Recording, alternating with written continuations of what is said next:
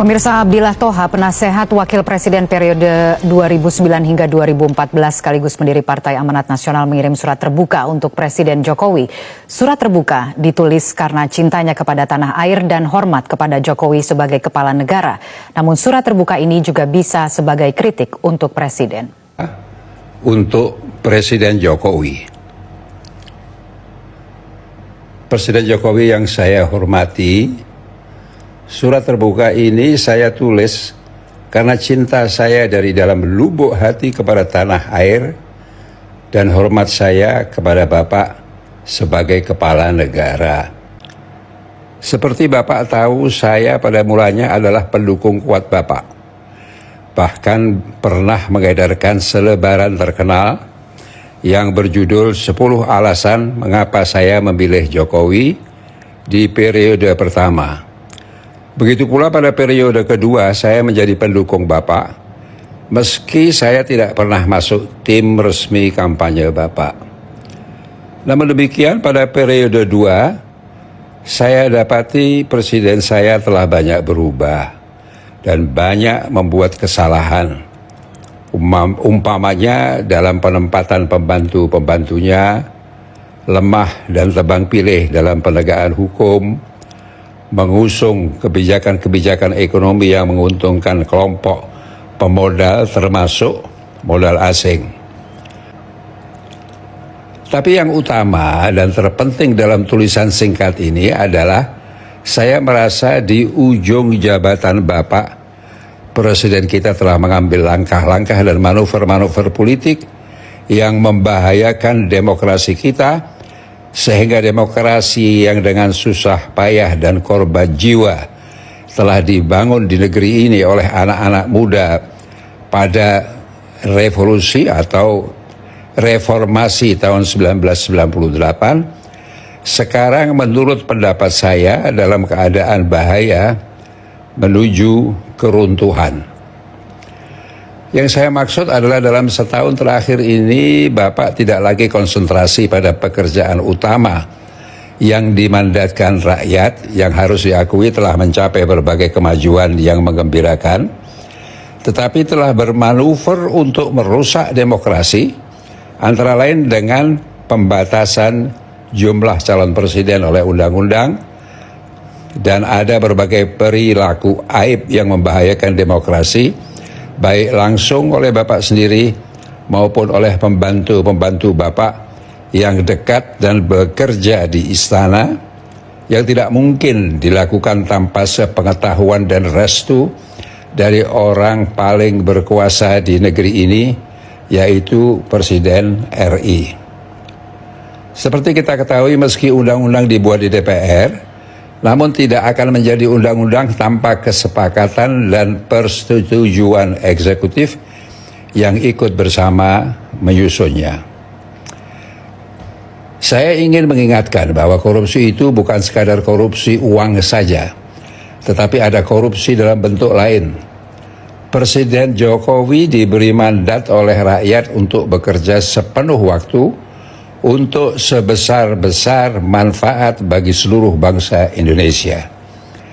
Tetapi ketika Presiden menggunakan waktunya dan fasilitas serta simbol negara untuk bermanuver politik bagi keuntungan dirinya atau kelompok yang dekat dengannya atau keluarganya, maka sebenarnya beliau telah terperosok ke dalam perbuatan koruptif.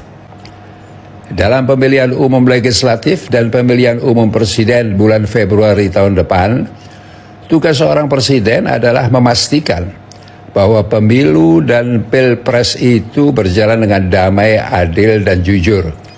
Bukan ikut campur di dalam menentukan siapa yang boleh ikut di dalam kontes presiden maupun yang tidak boleh karena pertimbangan-pertimbangan kepentingan kelompok. Saya tidak tahu apa sebenarnya yang dituju oleh Presiden Jokowi sehingga ada kandidat yang terang-terangan dihalangi untuk maju sebagai capres. Orang bertanya apakah Pak Jokowi takut bila calon itu menang bisa membongkar rahasia-rahasia yang membahayakan dirinya, atau ini hanya sebuah ego bahwa Presiden mendatang harus melanjutkan program-program yang ditinggalkan oleh Presiden Jokowi seluruhnya, baik program-program itu dinilai tepat maupun dinilai tidak menguntungkan rakyat banyak.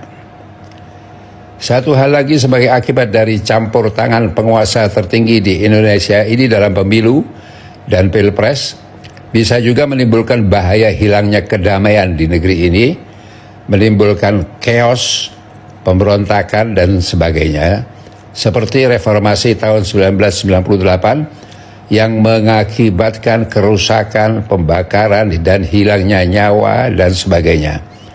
Mudah-mudahan Allah melindungi kita dari bencana itu.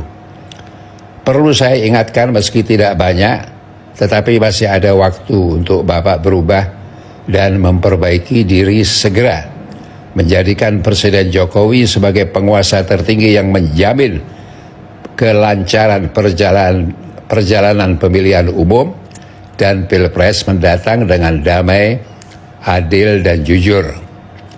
Menjadi presiden yang mewariskan legasi yang kosong dari catatan buruk, melanjutkan pulang ke Solo dengan hidup tentram dan bahagia bersama keluarga tanpa rasa bersalah. Untuk itu dengan hormat saya imbau Bapak menghentikan segera manuver-manuver politik Bapak dan pembantu-pembantu Bapak yang secara kasat mata sangat merugikan perjalanan demokrasi di negeri kita.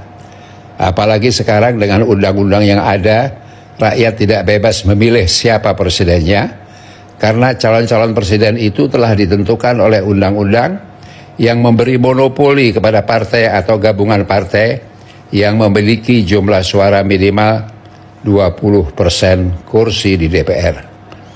Mudah-mudahan Allah membantu Bapak untuk sadar diri dan yakin bahwa mandat yang diberikan oleh rakyat kepada diri Bapak adalah mandat untuk kebaikan bersama, bukan untuk kepentingan pribadi, apalagi kepentingan kelompok dan konco-konco yang banyak mengambil keuntungan dari perjalanan pemerintah selama ini.